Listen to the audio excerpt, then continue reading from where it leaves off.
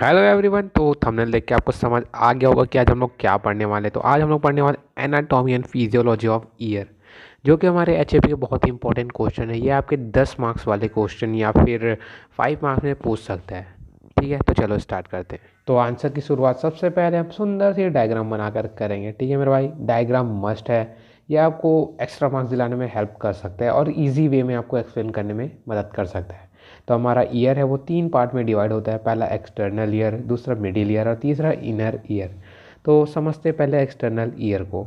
तो इसके भी दो पार्ट में डिवाइड किया गया, पहला पिन्ना और दूसरा ऑडिटरी कैनाल। पिन्ना हमारा कार्टिलेजिनस, ये जो बाहर की ओर निकला हुआ उभरा हुआ पोर्शन ईयर का, उसी कहते हैं हम लोग, जो कि काम करता है कलेक्शन ऑफ साउंड वेव्स की। अब बात करते हैं ऑडिटरी कैनाल की। जो पिन्ना द्वारा साउंड कलेक्ट किया जाता है वो ऑडिटरी कैनाल से होते हुए मिडिल ईयर तक जाता है। ये एक 2.5 सेंटीमीटर लॉन्ग कैनाल होता है जो कि टिम्पैनिक मेम्बर में जाके जुड़ता है। तब बात करते हैं मिडिल ईयर की। तो इसके भी 4 पार्ट्स हैं। पहला टिम्पैनिक मेम्ब्रेन, दूसरा ईयर ऑसिकल्स, तीसरा स्टेशन ट्यूब और चौथा होता है हमारे 2 स्केलेटल मसल्स।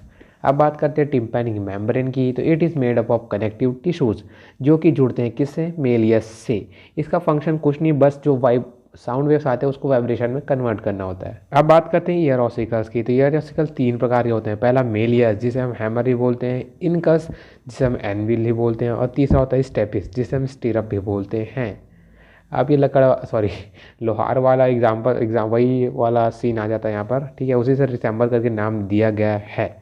तो ये एक दूसरे से चिपके हुए रहते हैं। इनका मेनली एक ही काम होता है, जो वाइब्रेशन टिम्पैनिक मेम्ब्रेन से जनरेट होते हैं उसको एम्पलीफाई करते करते ये पहुँचाते हैं इनर ईयर तक। इसका आप प्यारा सा डायग्राम बना दीजिएगा, और ज़्यादा एक्सप्लेन करके ज़रूरत नहीं है। तीसरा आता है स्टेशियन ट्यूब। तो इसे हम फेरिंगो टिम्पैनिक ट्यूब भी कहते हैं। ये एक 4 सेंटीमीटर लॉन्ग ट्यूब होता है। इसका मेनली फंक्शन जो एटमॉस्फेरिक प्रेशर है बिटवीन टिम्पैनिक मेंबर, जो उस साइड और इस साइड का, उसको मेंटेन करके रखना होता है। ठीक है, ये मेनली तो बंद ही होता है, लेकिन ज़्यादातर समय जब हम कुछ भी चीज़ चबाते हैं तो ये खुल जाता है। ठीक है, और एटमॉस्फेरिक प्रेशर को मेंटेन करके रखता है हाई एल्टीट्यूड से, यानी ऊंची जगहों पर जब हम जाते हैं तो, ताकि हमारी कान के पर्दे फटे। अब बात करते हैं 2 प्यारे प्यारे 2 स्केलेटल मसल्स की। तो पहला होता है टेंसर टिम्पैनी, जो कि अटैच होता है मेलियस से। दूसरा होता है स्टेपेडियस, जो कि अटैच होता है नेक ऑफ स्टेपिस से। तो इनका फंक्शन मेनली हमारे इनर ईयर को प्रोटेक्ट करना होता है फ्रॉम हाई, या फिर बोल सकते हैं हाई एम्पलीट्यूड ऑफ साउंड से।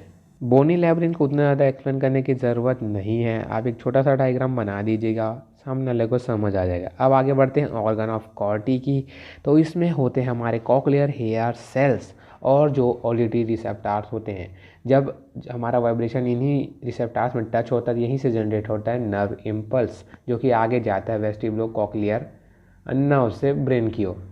आगे पढ़ेंगे फिजियोलॉजी। तो अब बात करते हैं हमारे सबसे important topic, physiology of hearing. तो सबसे पहले जो साउंड होते हैं वो प्रोड्यूस करते हैं sound waves in the air. वही साउंड वेव्स को जो हमारा पिन है वो कलेक्ट करता है और डायरेक्ट करता है टुवर्ड द ऑडिटरी कैनाल। अब जो ऑडिटरी कैनाल से होते हुए जो साउंड वेव है वो जाता है टिम्पैनिक मेम्ब्रेन में, वहाँ पर जनरेट होता है वाइब्रेशन। वही वाइब्रेशन आगे चलकर मेलियस, इनकस, स्टेपिस में आगे बढ़ता है, एम्पलीफाई होते जाता है। स्टेपिस से वो जाता है किसमें, ओवल विंडो में, जहाँ की जो सरफेस एरिया है वो बहुत ही कम हो जाता है। अब जो हमारे टिम्पैनिक मेम्ब्रेन या ईयर ड्रम में 50 mm स्क्वायर का रहता है सरफेस एरिया, वहीं वो कम होकर 3 mm हो जाता है किसमें, जो ओवल विंडो। एक बात बताना भूल गया, जो हमारा कॉकलिया उसको 3 पार्ट में डिवाइड किया गया। पहला स्केला वेस्टिबुली, दूसरा स्केला मीडिया और तीसरा स्केला टिम्पैनी। तो जो हमारा ओवल विंडो है, वहाँ से जब साउंड वेव या वाइब्रेशन आता है तो वो हिट करता है किसको, स्केला वेस्टिबुली में। वहाँ पर जो फ्लूइड होता है उसमें कॉजिंग करता है वेव फॉर्मेशन की। जब ये वेव फॉर्मेशन होता है तो वो साउंड वेव्स आगे बढ़ता है, और उसी के साथ प्रेशर जनरेट होता है किसमें, जो स्केला मीडिया के अंदर प्रेजेंट एंडोलिम्फ में, वो भी एक फ्लूइड ही होता है। यही प्रेशर मूवमेंट क्रिएट करता है टेक्टोरियल मेम्ब्रेन का। अब जब टेक्टोरियल मेम्ब्रेन का मूवमेंट होता है, उसी के साथ सीलिया ऑफ हेयर सेल, जो कि हमारे ऑर्गन ऑफ कॉर्टी में प्रेजेंट होते हैं, वो भी मूव करते हैं। इससे हमारे जो ऑडिटरी रिसेप्टार्स है वो नर्व इम्पल्स जनरेट करते हैं।